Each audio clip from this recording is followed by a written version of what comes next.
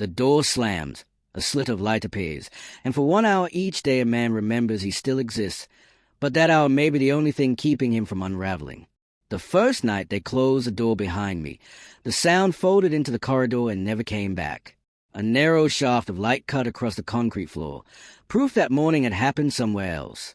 They gave me a cot bolted to the wall, a stainless sink, a thin blanket. No clock, no calendar, only the mechanical breath of the building. You make a routine because routine is a small rebellion. Wake, stretch, read the same page until the letters don't look like strangers. Count tiles until your eyelids grow heavy. The guards moved in precise, speechless shifts, sliding trays through a food hatch and leaving silence in their wake. The prison is not silent. It's full of human noise, distant banging, wet coughs, muffled words press against metal. That becomes a map you learn to read. Not all of us belonged to the same headline. Some had crimes printed in bold. Others were complicated, stitched together from neglect and rage. The system strips nuance and files everyone by danger. The design is obverse: isolate, surveil, and erase influence. Alone, you must face what you are without the crowd's armor. We invented small rituals to survive. Whoever folded their blanket smallest earned a kind of respect. Whoever kept the light slit clean kept a scrap of the sky.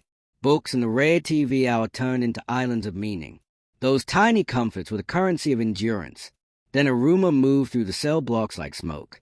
Someone had been found in his cell unresponsive. The official word was an incident. Inside, we called it a fissure. The next day the rhythm changed. Yard time was staggered. The library stayed shut. Cameras shifted. An officer with a clipboard walked the halls like a new weather pattern. What had been a suggestion hardened into rule. Evenings became a market for stories.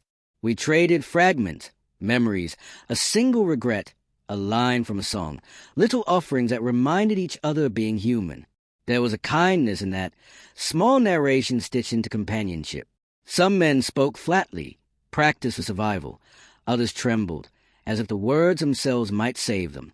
Inspections followed. Drawers were turned inside out, mattresses lifted. The administration promised safety. The men whispered other explanations. Rumor grew teeth. Trust, already brittle, began to flake away. Confinement tightened like a fist. Late one night, 2 cells down, a door opened and slammed in a particular way. A cell extraction. Heavy boots, the metallic clack of restraint, a silence that felt rehearsed. The building hummed under my palm. I pressed my forehead to the cool concrete and felt, for the first time, that the light slit might be closing. You learn other things there. Rewards are strangled into significance. An extra minute outside becomes a memory. A muffled laugh is a treasure. People create stories that anchor themselves. They memorize poems, catalog ceiling stains, rehearse apologies they'll never deliver. Memory becomes resistance. Time inverts. Outside, the sun marches across an open sky. Inside, days loop with small variations. Rules tighten after an incident. The hour in the cage yard grows more precious and more surveilled. Men change shape. Some harden, some unwind. The slow work of isolation does things to a person you can't see until they move. I kept asking a question that had no easy answer. Is this containment safety or slow erasure? The answer arrived in increments.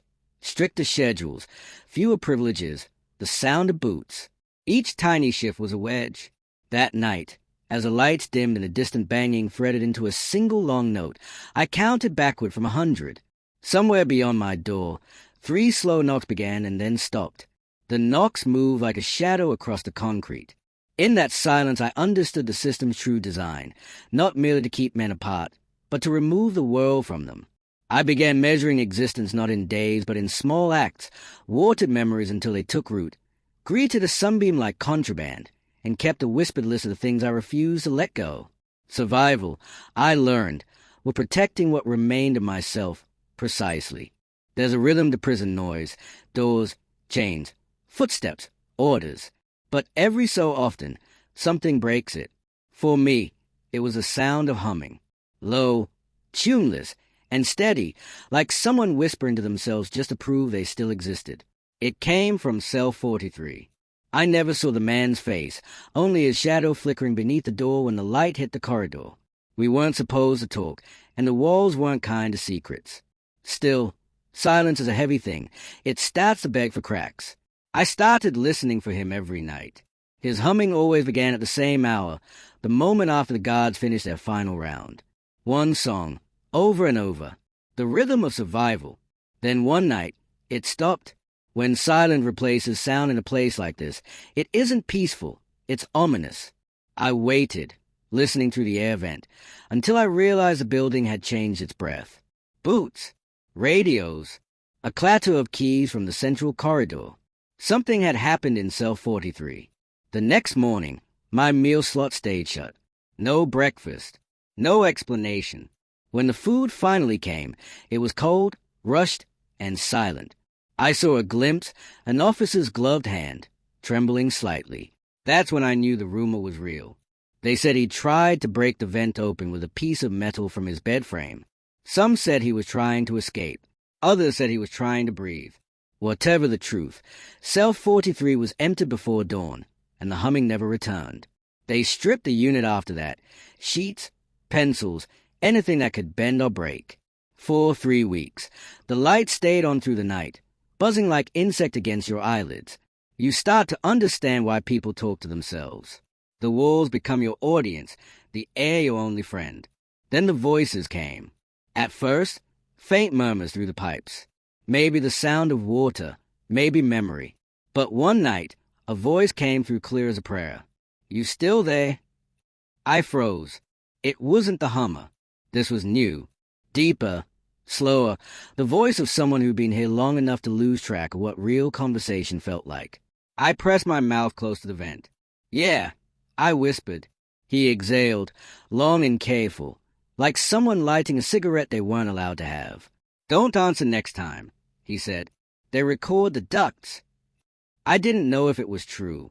In a place like this, every rumor felt like prophecy.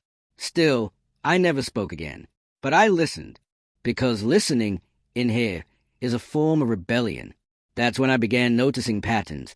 Guards walking slower outside certain cells, inmates being moved and never returning, files carried in clear plastic envelopes marked behavioral review.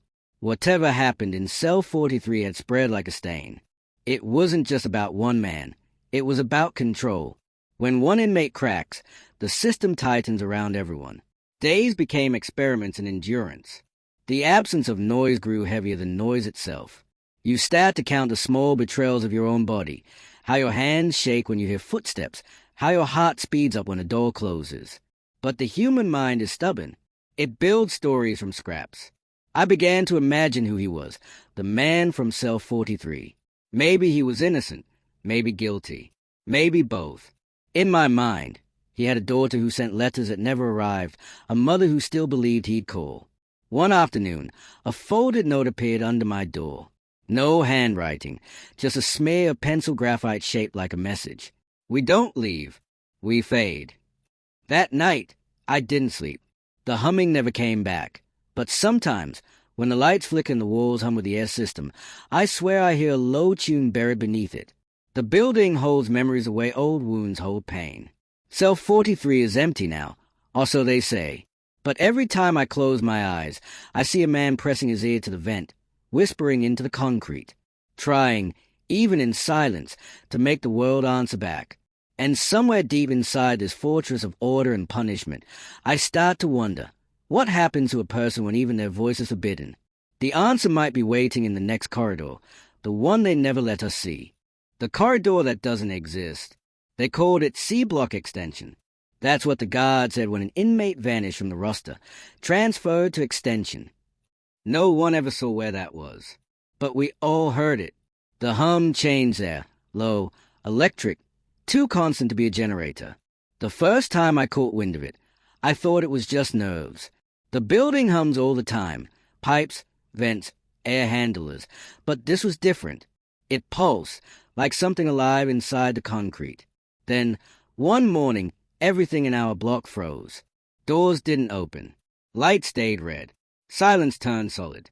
A guard passed by wearing a mask, black visor, no badge. Behind him, 2 men in gray suits.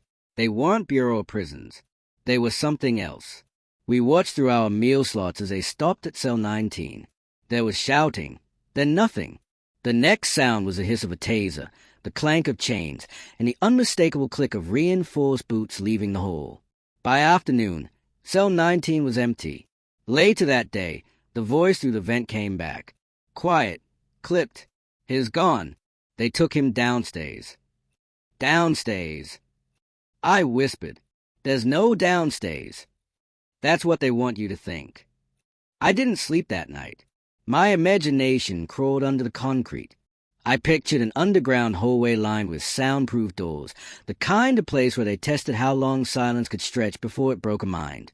Days passed, then weeks. The air grew drier, heavier.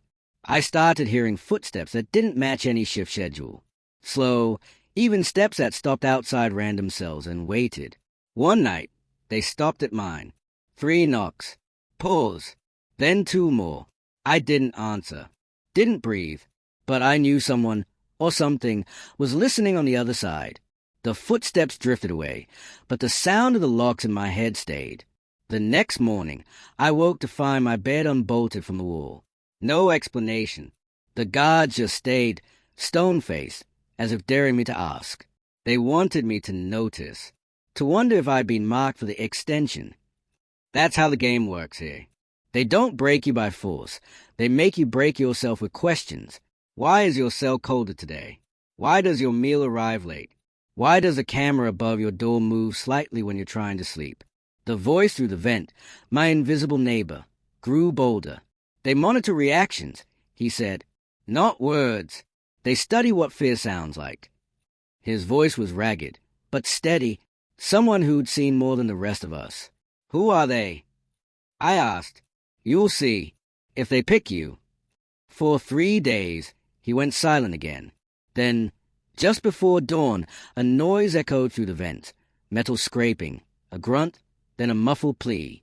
The kind of sound that makes you freeze because moving would make it real. Then the hum stopped. Completely. Every inmate in my row knew something had changed. We didn't talk, but the air felt charged, like before a storm. Hours later, a single announcement came through the speakers. All units on modified routine. Remain compliant. Modified routine. That's code for lockdown after an event. I pressed my ear to the vent again, waiting for the neighbor's voice. But instead, I heard faint tapping. 3 short, 2 long. Then silence. That was his last message. They said he'd been relocated for evaluation. But no one gets relocated from solitary. You either leave in cuffs, or you don't leave at all. From that day forward, the lights in our corridor flickered every midnight, like a glitch repeating itself. And whenever they did, the humming under the floor returned. The corridor that doesn't exist wasn't a rumor anymore. It was a system, a ghost running the prison from beneath the foundation. I started counting the flickers, because I knew one day, when it stopped again, it would mean they'd open the door for me, and the only question left was whether I'd ever come back through it. When the lights went out, there's a rule in prison. The day you stop keeping track of time, the prison starts keeping track of you. That day came quietly. No alarms, no shouts, just darkness. At exactly 2:17 a.m., every light in C Block snapped off at once. The humming, the vents, even the low electrical buzz that filled the silence, gone. The kind of blackout that makes you feel blind inside your own skull. At first, I thought it was just a power cut, maybe maintenance. But then I heard it. Boots. Moving slow. Deliberate. Heavy enough to make the concrete hum. They weren't the regular guards. I knew the difference. These steps had rhythm, measured, synchronized. 2, pause. 2, pause. Like a heartbeat made of metal. Someone whispered my name. Not through the vent this time. From inside the cell. I froze. My breath stuck halfway out. The voice was calm, almost tender. Don't move. I couldn't see anything, but I could feel the air shift. Whoever was there wasn't supposed to be. I heard something slide across the floor. A paper, maybe. Then the door clanked once, and the sound retreated. A moment later, the lights flashed back on. My cell looked the same, except for one thing, a small piece of paper under my cot. It wasn't written. It was burned, letters traced by heat. Extension equals below the yard. Below the yard, the place where we took our 1 hour of freedom. A slab of concrete with grated ceiling. Open sky you could see but never touch. If there was something underneath that, it meant the prison had a shadow version of itself. That day, things started to unravel. Routine broke. Meals arrived late, some not at all. Guards spoke in clipped tones, eyes shifting toward unseen cameras. The air smelled faintly of ozone and metal polish. The men down the hall started banging again. Only this time, it wasn't in anger. It was in code, a rhythm of panic. I pressed my ear to the vent. Nothing. I called out softly. Nothing. Then, somewhere beyond the corridor, I heard a sound like a gate unlocking, followed by a long, slow hiss of hydraulics. And beneath it, faint and broken, came the humming. His humming. The man from cell 43. He wasn't gone. Or maybe he was, but his voice wasn't. That night, I couldn't stay still.